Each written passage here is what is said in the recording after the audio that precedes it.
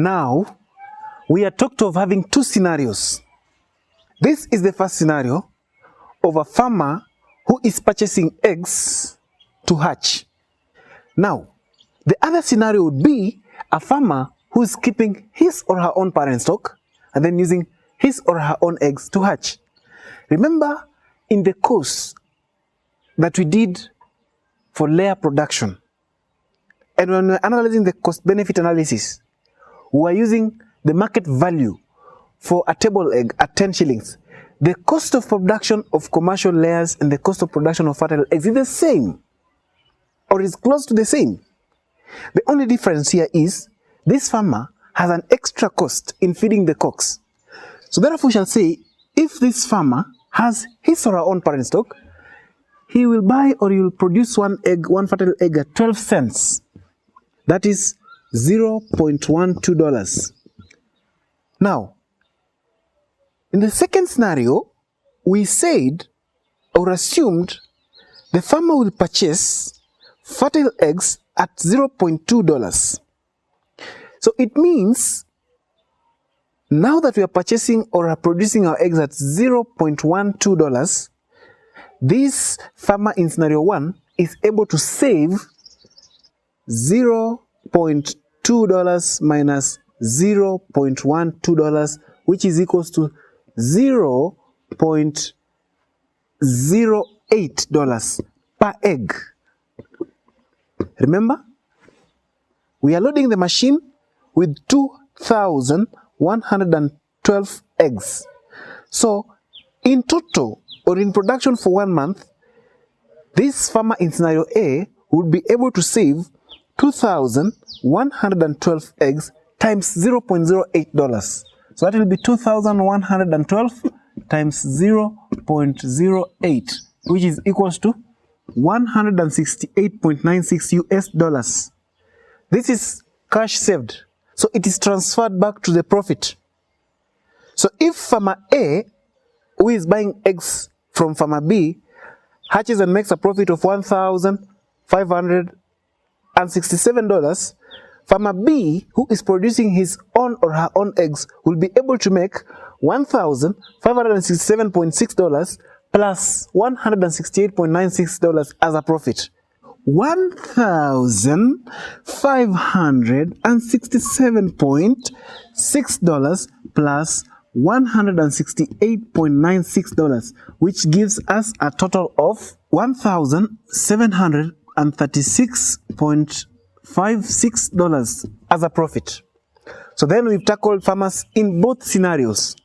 Now, we have taken an example of a 2,112 capacity incubator. This does not mean that if you're starting this business, you have to start with 2,112 capacity incubator.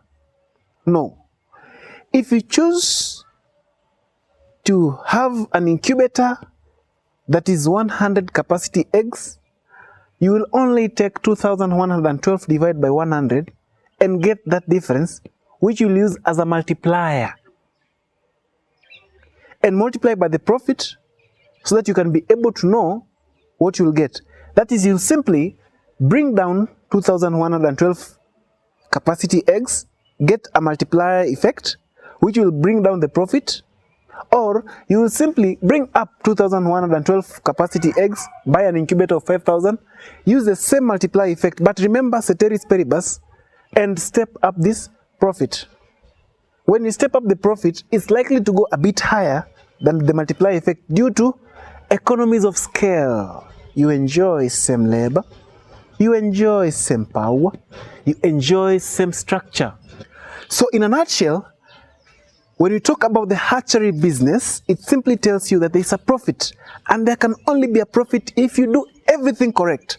Follow the course right from the start, follow all the tips we've given you, read through the manual, you'll be able to get this profit. You can only be able to make this profit if you have a market. It takes us to a final unit or class when we talk about hatchery marketing. You can choose to hire marketers, or you can do it yourself. And the easiest way is to do it yourself. Why? Just maintain good quality and high standards. You'll enjoy something called referrals. When a consumer purchases your product, he is able or she is able to refer you another client. Okay?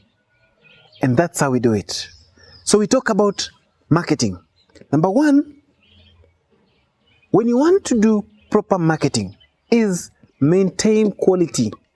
Once you're able to be sure that you'll maintain quality, then now you study your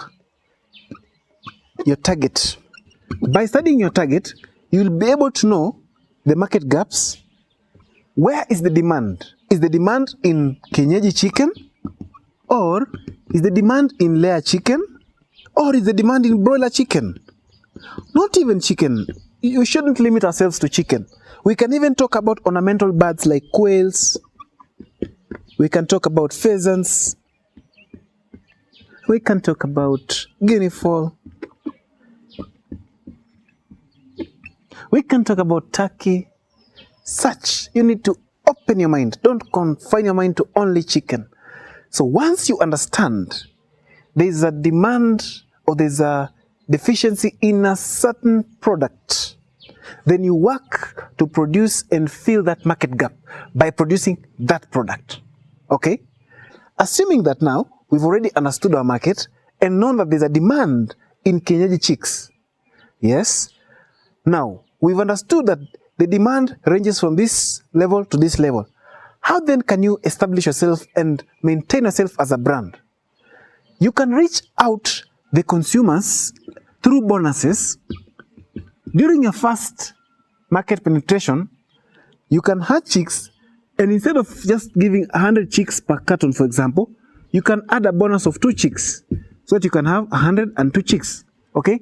You can get out and educate your farmers by offering trainings. Through these trainings, you can be able to market your product and inform the farmers that you have chicken. You can be able to do partnerships. You can partner with feed producers. You can partner with parent stock producers. Partnerships can be done with feed manufacturers, with companies that are manufacturing incubators and all that. You can be able to use social media for marketing and all that. Remember to also study your competitors, see what they're doing, pick up what they're doing and improve on that, if not perfect on that. I tell you, if you choose hatchery business, you'll never go wrong. Be natural. Have the passion to do it. You will surely succeed. In conclusion, it's very important that when you package your products, it depends with your country. Some countries you can do branding, you can brand on your carton boxes. And sometimes as a starter, we avoid doing branding in some countries, like in our country, because when you brand on the carton boxes, there's an extra cost involved. And these are some of the costs that you're cutting.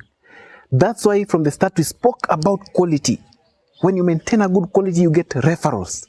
There is nothing better than referrals. You can do so much branding on the packaging equipment, but your quality is poor. You don't get referrals. You are not able to have a market segment and maintain your consumers. That's when it becomes important.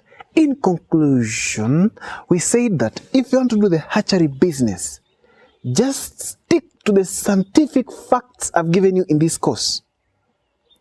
You'll be able to realize these profits.